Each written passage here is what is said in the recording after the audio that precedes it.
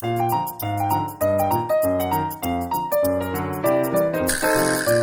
how are you? I am well, and yourself? Great. Okay, guys, welcome back to my channel. My name is Eve. Today I have a special guest with me. She's going to introduce herself and tell you guys a little bit about herself. You look so Thank beautiful. you. Likewise. My name is Thank Natacha you. Alcindor. I'm the founder and CEO of Pain with No Scars, which is a motivational platform that allows people to tell their story to help heal and empower others. Okay, so I have a lot of questions to ask you. And I am ready to answer them. Okay, because I know you're an author, That right? is correct. Okay, so what inspired you to write a book? What inspired me to write a book is the things that I have been through, my trauma and the pain. I felt like I was voiceless. So I had to put it in a book, but also I had to lose to win. And a lot of times when I tell people I had to lose to win, it's because I had to lose my mom. Because with my Oh, mom being here, I would never talk about what I've been through because I never wanted to hurt my mom. oh my So God. I decided to write the book and actually use that book as well as my platform, which is a nonprofit organization called Pain with No Scars. Wow, I'm sorry to hear that about your mom. So what's the name of the book? The book is also called Pain with No Scars, Oh which wow. I have that book. I have another book that piggybacks with that. It's the prayer journal that took me through, all the pain and the trauma that I've been through. So the scriptures that I use also, I have a Pain with No Scars prayer journal as well. Wow. And when you mentioned that you had to lose your mom in order for you to write that book, what do you mean about that? Okay, when I say I had to lose my mom, because the fact that growing up in a certain household, we're not allowed to talk about what we've been through. Mm-hmm. And so, with my mom being here and me loving my mom so much, I never wanted to hurt her. Even though she knew some of the pain that I endured, but I never wanted to hurt her. So, I had to wait at the right time when I actually prayed about it and I said, God, when do you want me to start talking to your people and healing your people? And I had to lose my mom, and that's when everything birthed from there. Oh wow. And what are like some of the pains that you went Oh through? my God, my pain started at a young age. Started before I was 15 years old. I was being raped and molested. I was in the home with my stepfather, who's done it for years. Wow. And the time I decided, to take, that responsibility of doing it on my own, I got pregnant. When I got pregnant, I became homeless. My mother said, two adults cannot live in the household. And so from there, that dramatically changed my life. I had to become an adult. I never had a childhood because of the traumas and things that I've been through. I never had a childhood. So at 15 years old, I was homeless and pregnant. And throughout the pregnancy, I would, find places to sleep here and there. But I was mainly, my main home was behind Winn-Dixie. It's on Power Line and Sunrise. I never forget that place. And every time I drive by there, it always brings me back from where I was and where I'm at now. Wow. So I, was pregnant, and throughout that journey, God always sent an angel. It may Mm-hmm. not be an angel that you're expecting it to be, but He sent Right. one of His people. Actually, it was a guy that came into my life at that time, and he said to me, "I'm going to help you." And he helped me. I had the child. I had a place to stay, and a couple years from then, I repeated the cycle again, and then things went downhill with my children's father, physically, mentally, emotionally abused. I was being beaten by him all the Oh time. my goodness. It was just a lot, and a lot of times, people would just say, "Why are you not dead?" Because God had a purpose for me. So Right. that's why I'm still here. So it's a lot of things that I've been through, and growing up in a household where you feel like you're not loved, you're that black sheep of that family, and everything is going wrong. So you tend to isolate I yourself, and understand. that's what I did. So the person that came to help you at the age of 15, is that somebody you knew or No, I didn't know him. I didn't know him, but of course so it was an older person? it was an older. He was in his 20s, but he Mm-hmm. also, wanted a relationship with me, but very At respect 15 at 15. and pregnant. Yeah. So you didn't have any family members that you were able to reach out to for Um, assistance? it was one of those things where your mom tell the family, well, she's pregnant and don't let her in your house where she's gonna, ruin your kids. So that's where I was at. So no family member wanted to take that responsibility. My mom does have a sister that would let me sleep there every now and then, but my mom would then get mad at her. Why you let her sleep there? So that's some of the things that I endured, and as an adult, it just became worse. Wow. Yeah. So the father of the 15-year-old, he was a teenager himself. No, my kid's father actually was 13 years older than me. Wow. So he was in his late 20s. Right. Actually, my two girls are by him. He was older, and well, just for me to go back a little bit, when I told him I was pregnant, he said I couldn't have no kids, and I'm like, what do you mean you can't have no kids? But I'm pregnant. So at that time, it was nothing telling me in my mind, hey, I need to have an abortion. One, I was too young to have an abortion. Right. But I think if I was of age, maybe I wouldn't have had that child. I was too young to have an abortion, so I just had to go through the pregnancy. When my daughter was born, she didn't make it. Oh, I'm so sorry to hear that. She didn't make it, but God has a way of doing things. But when they had the C-section, they told me she was already she was deceased because umbilical cord choked her. And, wow. And I'm like, okay. So before they took me to the room, and I said, well, let me see her before they take her to the morgue. They clean her up, wrap her up, and brought her to me. And I was like, God, I didn't go through all of this for you to just take this child away from me. I said, I refuse to believe that you're just going to take this. This is all I have. Because, there, everybody turned their back on me. So I'm like, this is all I have. And I remember just praying and crying, and I fell asleep. And I just dozed off for a minute. Right. And while I'm in this sleep, I just heard a child crying. She was crying, and I got up, and it was my daughter. Wow. It was my daughter crying, and I pressed the button for the nurse. The nurse came, and the only thing I heard the nurse say, oh my God, this is a lawsuit. And they just went away with the baby. Oh my daughter is here today. She's 26 years old. Wow. And I always tell her, that my first daughter, I always tell her, you saved my life. She saved my life, not only by God saving her life, but she saved my life in a sense that was my way out of being molested in the household. I was a sex slave in my household. So that was a way for me to get out of my household when I got pregnant with her. So I would say it's not a mistake or an accident. It was just that divine appointed time for me, because God see what I was enduring in that household. So I had to get pregnant, and I had to go. And from there, I just went on. But that child was dead. So who was, going back to you being, abused? So was that your dad or a stepdad, a cousin? Stepdad. Wow. In that household. But, prior to that, as a younger little girl, I came here in 87, and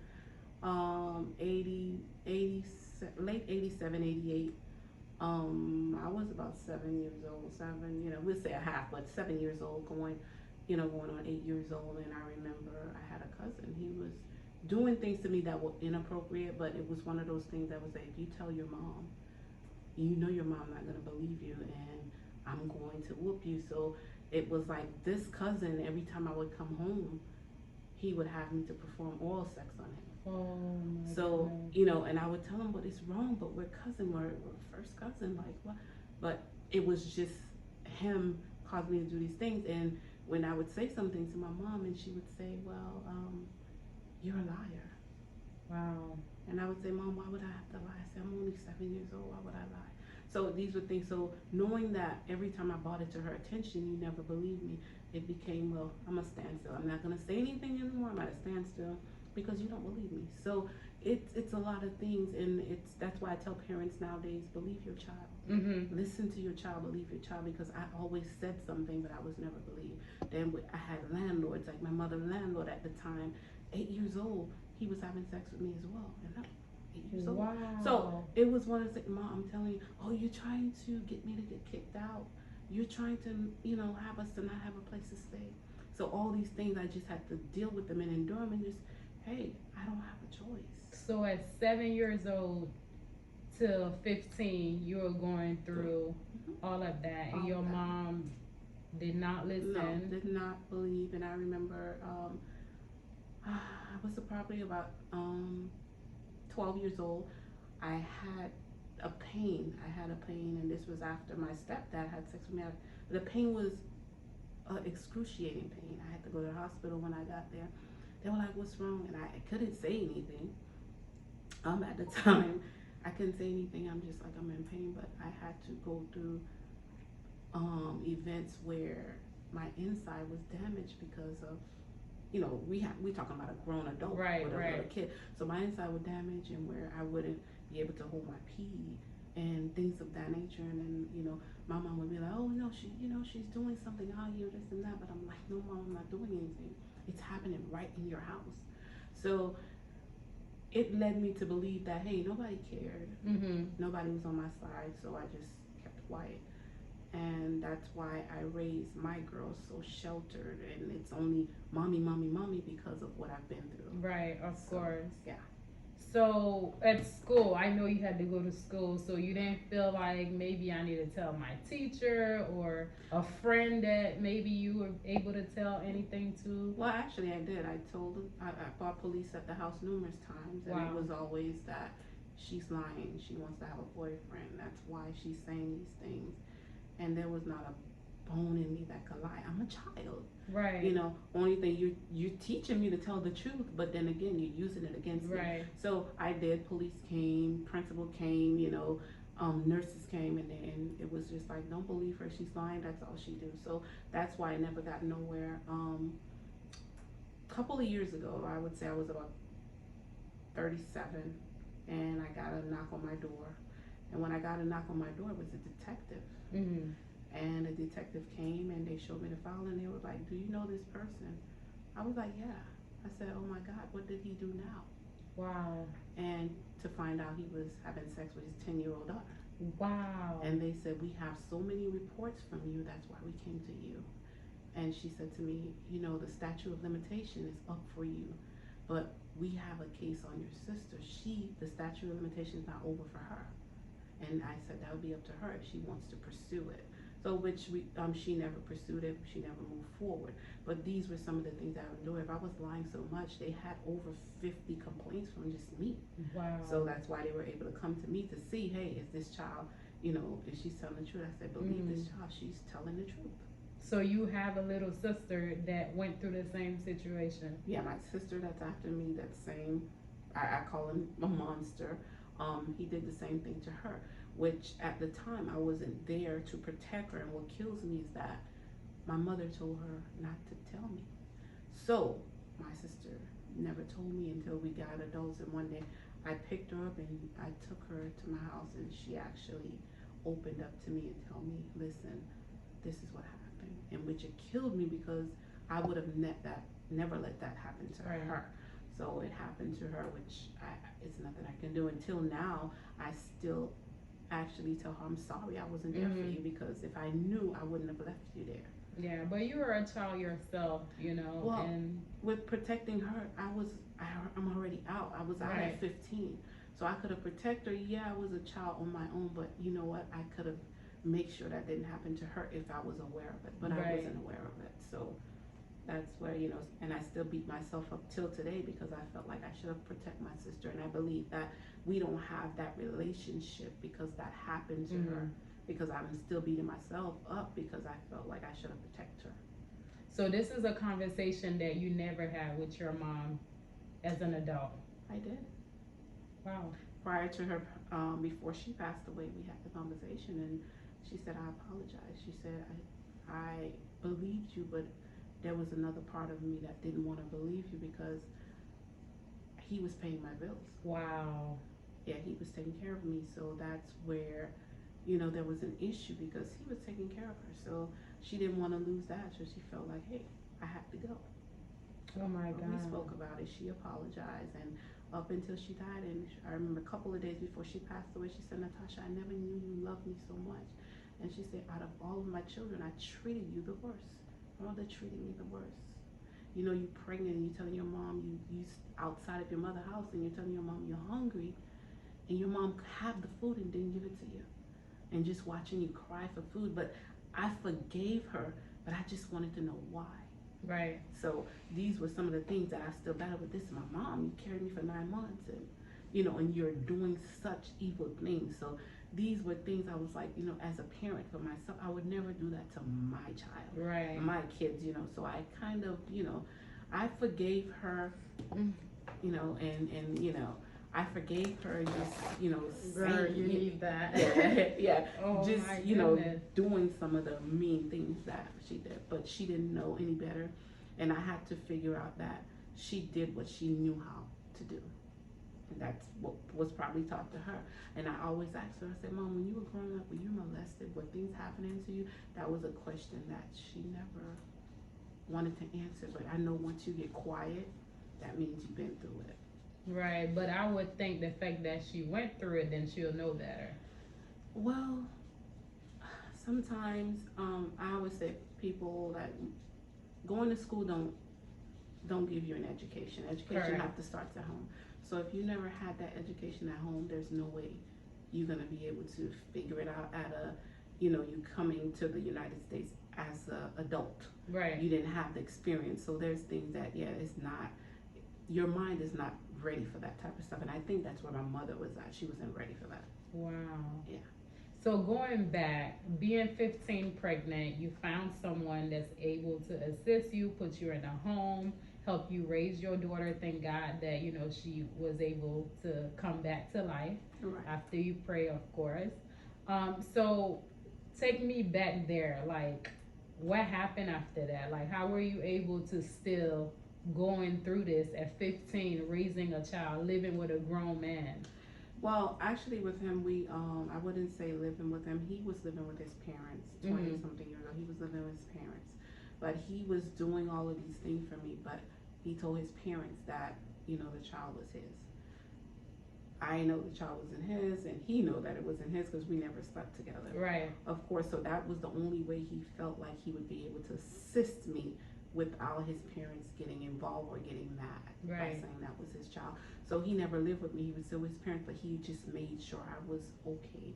He would come over, he would make sure I have everything that I need, and then, at night he would go home because he was still at the time living with his parents. And I decided, I knew he was interested, but being young, I'm now 16, I decided, oh, that's not what I want. I don't like him in that way. That's not what I want. So I felt like I went back to what I want, which was my kid's father. Then got pregnant with baby number 2. Wow. Baby number 2, and then from there it was just hell. So how were you able to take care of yourself? Well, I was working. I was working, and whatever it took. I remember, how you have jobs under the table at Swap Shop and all this stuff. But I was working in order to survive, I would say, and then getting like he helped me throughout. I would never say he didn't help me, and not your kid father, but the guy, right? Not my kid's father, but the guy.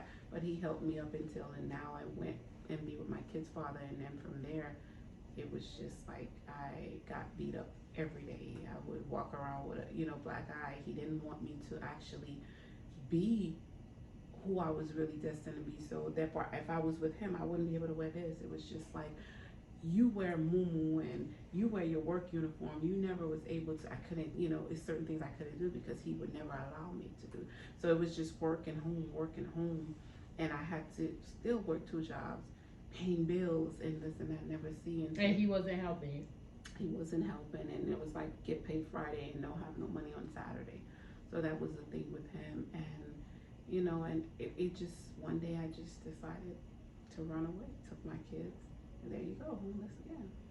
Wow. So young as a teenager, you getting beat by your baby's father. Yeah. Right. You working. Of course, you can't do what you need to do. Right. So I know when you ran away, what happened from there? Like. Well, when I left one day, he went to work, and I took my kids, and I remember clearly it was around February, and I took my kids, and at the time I had a little Nissan Sentra 2-door 92. I took my kids, I put them in the car, and I said, guess what? We going on this homeless journey again. And I lived in my car for almost a year with my 2 kids. One slept in the front seat, one slept in the back seat, and in the morning, get up, go bathe them at the park, and drop them to daycare, and I would go to work. And I did that for a while until I was able to save up and get me a place for me and my children. So this was happening in Broward or? Right here in Broward County. Wow. Right here in Broward County. And sometimes, you know, when I tell people certain things, they're like, what? Yeah, it's true. I endured all that. It's true. And at that time you were what, 17? I had my second daughter. I was 18 now. I was 18. She was about to turn 1, but she wasn't 1 yet. And I was 18 years old. You went through a lot at such a young age. I did. But Oh I my think goodness. with that, with me going through all of that, that made me the person that I am. I'm humble. I like to joke around, laugh, and smile because guess what? It, it's, how could I say? It doesn't matter what you have Uh-huh. or what you've been through, we all one. So I look at people that treat people different. I don't. I put us on the same level. Like, hey, it's nothing. It's to me, it's just nothing. So I endured so much just to say I'm humble. Like nothing really moves me. So I'm just a humble person. I can relate to everything that somebody's been through because I've been there. I don't want nobody who haven't walked in my shoe to come and tell me how I should have handled my situation. No, you had to have been in my shoe or you have encountered something that I went through to actually say, you know what, Natasha, I understand. Right. Yeah. So was that the only abusive relationship you've been through? Yes, because I wasn't taking it anymore. That was the only man that put their hands on me and actually damaged me in a certain way, that, you know, I don't want to, I would say I didn't want to be in a relationship anymore. A lot of things happened, but that was the only person. But mentally, that wasn't the only person. Wow. So when you mentioned that you didn't want to be in no relationship anymore, so you just stopped dating completely? I had stopped for a while, and probably a year, I would say a year and a half, or going on 2 years.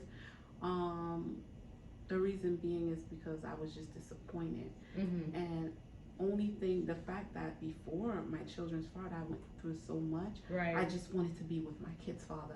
I didn't see nobody else but him. I just wanted to be there. I didn't want to have kids by different fathers, and that was always something. I don't want to have kids by so many different men and stuff like that. So that was one of my things. So that allowed me to see things different. Right. See things different. After the 2 years, the year and a half, almost 2, I started seeing someone, and I only did it because I wanted to get over my children's father, which didn't work, but I did it, and come to find out down the line, this person was married. I didn't know. Wow. So it was. So I know you mentioned that you know you don't trust guys back then. So how were you able to pay some of your bills and help out with? Well, actually, after my kid's father, I got into that relationship, and come to find out he was a married man. So from there on, it was like, okay, well, he's married. Found out he was married, so I felt like, you know what, I'll deal with married men from now on because they can come and they can leave. So my thing is, you give me what I want, I give you what you need, and you would just, go your way.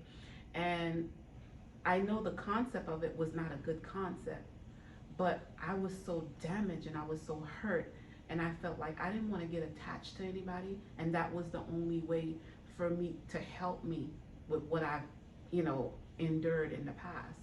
So I slept with married men. So your baby's father comes to find out he was married. No, not my baby's father. The person I started dating after my children's father. Come to find out he was married. I never knew until I got a phone call.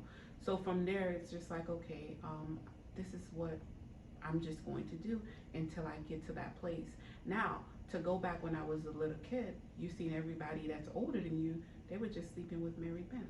Sleeping with married men. Okay, well, they can be talking to the neighbor and they sleeping with the neighbor husband, but they're eating together. So it became, once that triggered for me, Wow. It was like, okay, this is normal. It's just normal. So it became something normal for me until I realized, you know what? This isn't right. This isn't right. In the process of me doing this, I'm hurting somebody else.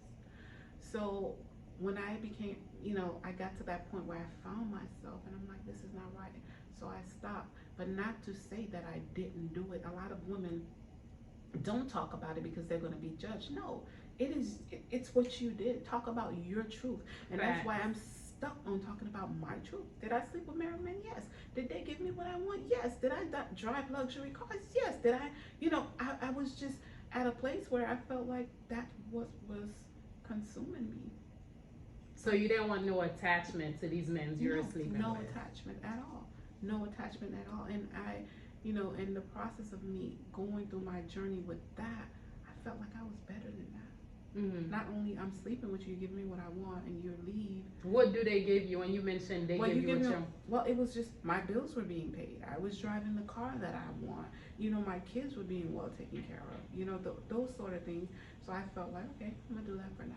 So were you sleeping with multiple married men at once, or no, not multiple married men at once. I deal with you, I'm done with you, and I move on to the next. And I move on to the next. And I can say, within my time, I could say about 3 or 4 that I can say that I actually dealt with.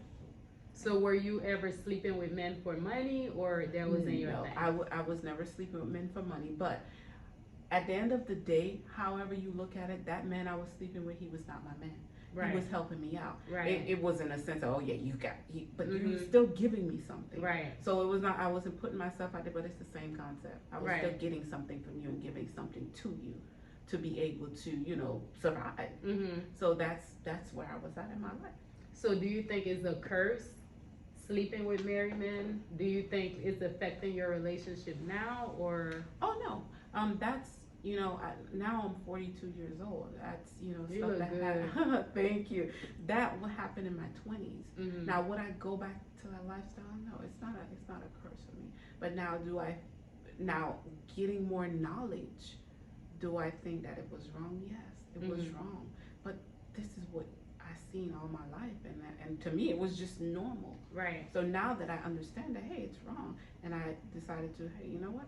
I'm leaving that alone. That's not my life. Right. Yeah. So were you protecting yourself? Did you catch any diseases? Oh no. Did you get pregnant at all in the process? No. I was very big on protecting myself. And I was one of those, hey, listen, if I know you coming or we meeting up, I had my condom. I don't care what you bought with you, but I trust mine because I know I bought mine. You understand what I'm saying? So a lot of times people are, oh yeah, I trust them. I don't care. I'm just gonna protect myself. So I didn't have any children by any. I didn't catch any diseases, and I thank God for Jesus, because anything could happen. Right. But I was okay. I was okay. And when I decided to walk away, it was easy because these are the transition. When sometimes when we take a break and we say, God, I need you, I need you, I need you, and you repent and say, God, this is not who I am. Right. And it was never eager for me to do that anymore. Now imagine, I was in my 20s. Now I'm 42. I can't, say, hey, I've done this, in my 40s, or I've done it in my 30s. It was in my 20s. So it was not me, but it was just that I was so hurt and I was so damaged, and that was the cover up for me. Right. So it was a cover up for me, and I decided to, that's not who I am. So you were basically using them because they can provide something that you couldn't afford for yourself and your kids. And they were a comfort for me, because I knew that leaving my children father, this is what I wanted. I was so hurt, and this is the relationship, because I never wanted to be with nobody else but my kid's father. I wanted to raise my kids with their father. So those were just cover up for me. Right. So I tended to cover them up, and with me being damaged and nobody can actually see the inner person, so I just said, let me keep them around and then just go on with life.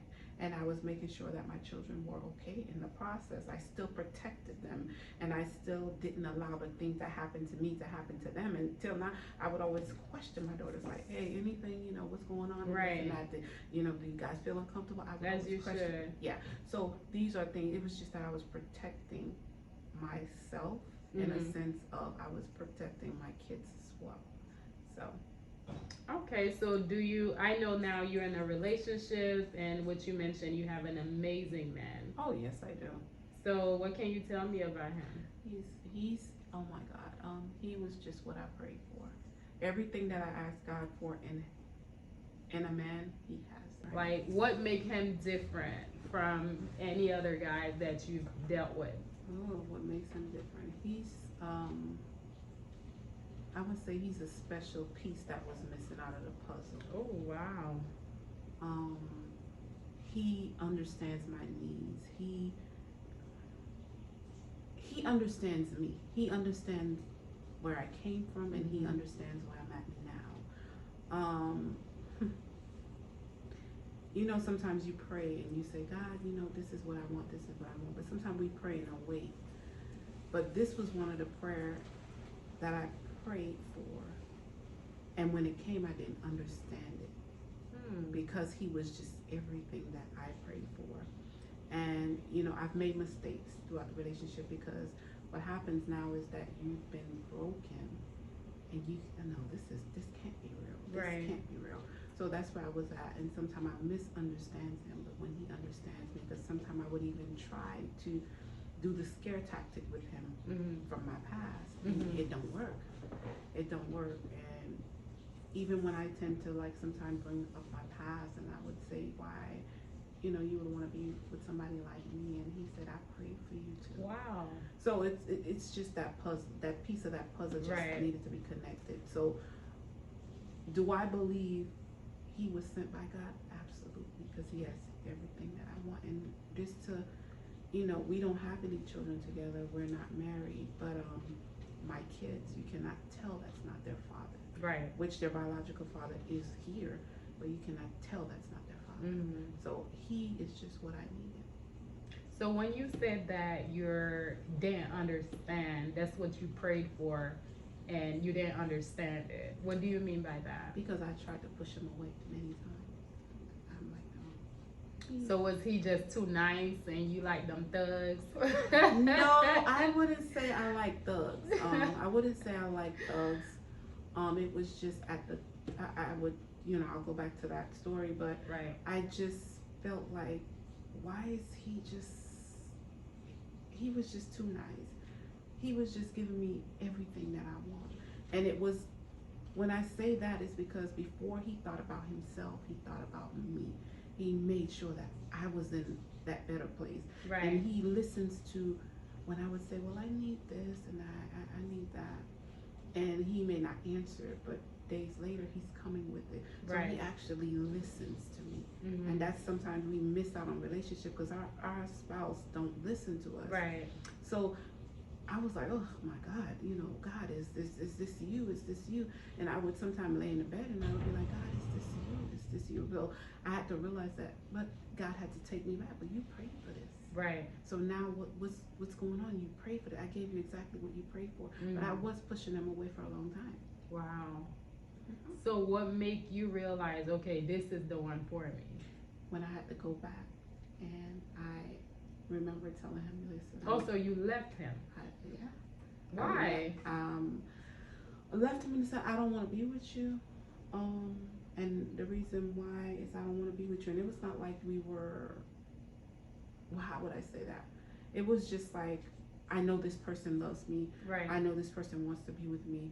I know this person cares about me and it's not doing everything in their power to be with me, but that's not what I wanted at the time. Why not? And I still don't get that the with reason women. why I didn't want that at the time, because it was an individual that I was seeing that we grew up together. He was from the Bahamas and, you know, transitioned here. We grew up together, so we were dating. And he ended up going to jail. He ended up going to jail for a few years, and so you like them roughnecks? No, not the same. And if you see him, very quiet. It was like, you know, they would say this person is doing this, but you'd be like, what? That was the type of person that he was. So he was very humble, and I just felt like I had to be loyal. And I'm big on loyalty. Even with my friendship, I'm gonna be loyal to you. I mean, if I gotta go down for you, I would do that. That's just the type of person. So I was loyal into the relationship, and I remember, you know, us talking, and I remember when he got out, and I said, you know, if you cheat on me or if you have a child, I'm leaving. So you were saying that to the guy that was in jail? Yeah. So he got out. He got out, and let me tell you something. That's why I know that wasn't for me. The same exact thing that I said. Right. That's the same exact thing that happened. Wow. So God can disrupt my life. And that was a disruption. Now, you've been with this person for so long. Like, it was a disruption in my life. And I'm like, okay, God, I see what you're doing here. And that had to send him back in my life to actually, even though that's not what I wanted at the time, but he was still in my children's life. Even though I may not communicate, but my children, that was their dad. Like, that's dad, you know? So the same exact thing I told God, if it happens, that's the same exact thing he allowed to happen to disrupt my life, to bring me in a better place. And let me tell you, that is the best thing God could have ever done for me, because now when I look at that path, I'm like, God, I didn't belong there. But I was trying to fit in where I didn't belong. So that's where I was in God. Hey, listen, this is what I want for you. And he is a good guy. I would leave. I can do what I want. I can be myself. Even though some of the things that I want to do, he's like, you know what, babe, I can't, but go ahead. Right. You know, I support you. Just go ahead.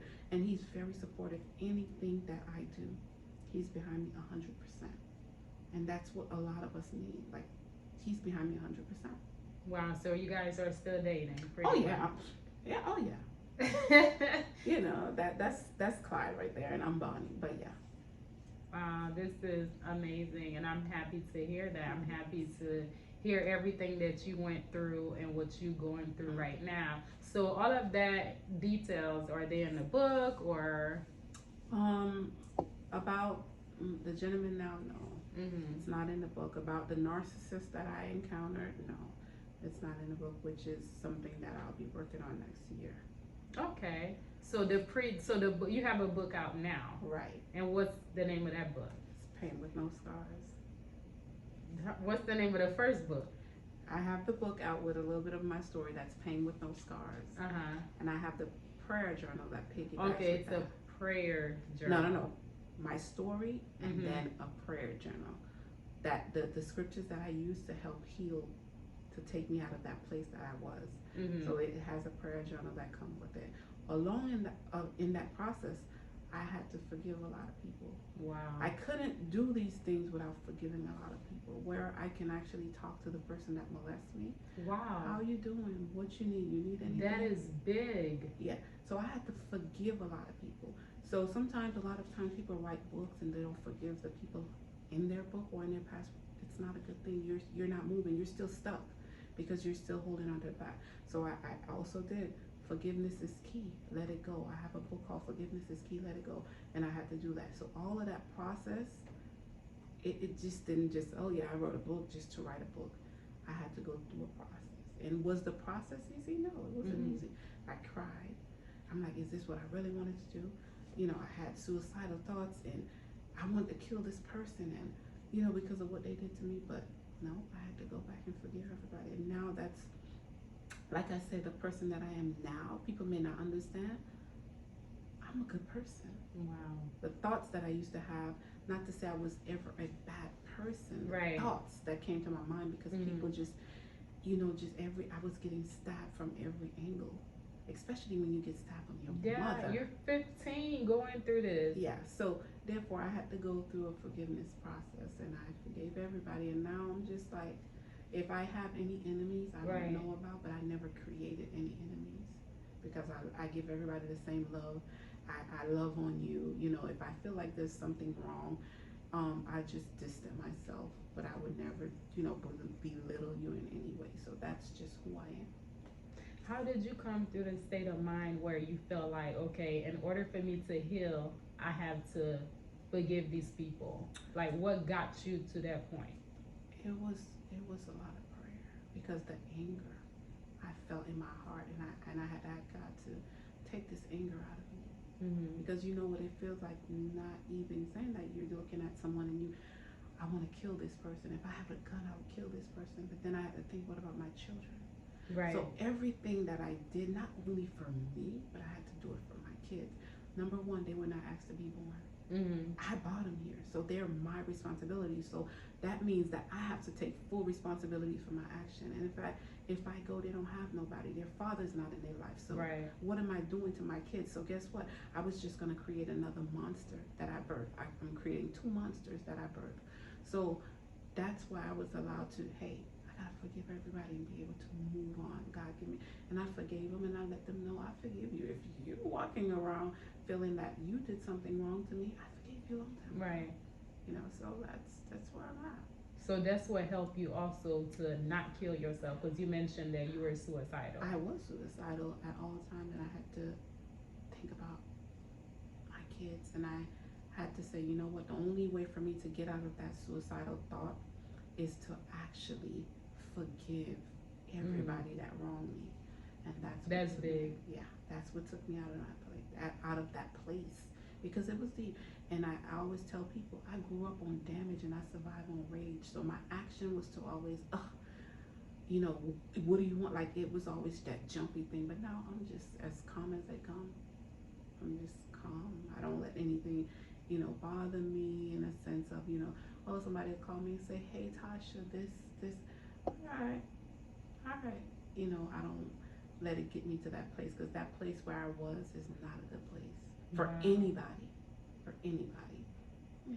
That's amazing, and I love to hear that you went through so much, and that's such an inspiring story for me, and I just love every minute, and I want to learn more and read more about the book. So where can, you know, I find that the book is available on Amazon, and also I'm having an event on November 19th. It'll be a brunch. It will be a brunch and the book signing, so you'll be able, you know, I recommend that people come out and hear some of these things. Cause see, a lot of times we're walking out here. I may look nice, but you don't know what I've been through. So that's why I tell people, anything motivational, inspiring, come out and listen to some people that have actually gone through stuff, that can actually tell you, hey, you know what, Eve? Take it, do this and do that and do this, and you're gonna overcome. So the book is available on Amazon, and I'm having a brunch also on November the 19th. It's from 12 to 4. You know, people can come out. We have other speakers as well, and of course myself will be there. This is an event that I put together, and we have some amazing authors that will be there as well. You know, that's gonna share a little bit about themselves. So I encourage people to just come out. Just come out. November 19th, guys, from 12 to 4. 12 to 4. Come and support your girl. And what are you going to be speaking of? I am definitely going to be speaking. I'm going to be speaking as well as other speakers. I have a few other speakers that will be there as well. That's gonna share, you know, their story. It's just gonna be an amazing event. I do hold an annual conference every year. Now I'm in between two states. I'm between here in Fort Lauderdale and Atlanta, where I hold these events, you know, that you can come and actually hear some real life story. Just hear some things that's going on. That's amazing. I just want to thank you so much for, you know, meeting with me. It was a pleasure speaking with you. Likewise. This story is so moving. I'm hoping that it inspired someone that's going through suicidal thoughts or an abusive relationship. You know, get help. There's help out there for you. So I just want to thank you so much, and I hope everyone go out on November 19th from 12 to 4. It's going to be held at Dynasty Banquet Hall.